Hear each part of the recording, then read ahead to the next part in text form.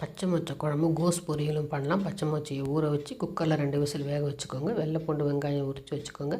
புளி தண்ணி எலுமிச்சம்பழம் எல்லாம் கரைச்சி வச்சுக்கோங்க. நீங்கள் வடாகம் போட்டு தாளித்தும் சரி, இல்லை வெந்தயம் கடுகு உளுத்தம்பருப்பு போட்டு தாளித்து வெங்காயத்தையும் பூண்டையும் நல்லா வதக்கிக்கோங்க. இந்த புளி தண்ணியில் கொஞ்சம் மிளகாத்தூள், மல்லித்தூள், கொஞ்சம் சாம்பார் பொடி, கொஞ்சம் மஞ்சத்தூள், கொஞ்சம் உப்பும் போட்டு நல்லா கொதிக்க வச்சுருங்க. ஏற்கனவே வெள்ளை மொச்சை வேக வச்சதுனால அதோடு சேர்ந்து அதுவும் வெந்துக்கிட்டு இருக்கும். எண்ணெய் கக்கிற வரலும் கொதிக்க வைங்க. சூப்பரான புளிக்குழம்பு ரெடி ஆயிரும்.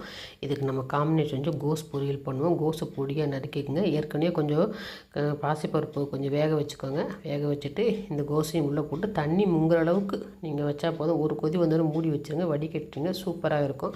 அதுக்கப்புறம் நம்ம தாளிக்கலாம். மொச்சை குழம்பும் ரெடி ஆயிடுச்சு. இப்போ அதுக்கு கோஸ் பொரியல் பண்ணுவோமா, நல்லா வடாகத்தை போட்டு இல்லைன்னா கடுகு உளுத்தம்பருப்பு போட்டு வெங்காயம் போட்டு பச்சை மிளகாய் போட்டு வதக்கிட்டு படித்து வச்சுருக்க கோஸை வதக்கி தேங்காய் திருவி போட்டால் அருமையாக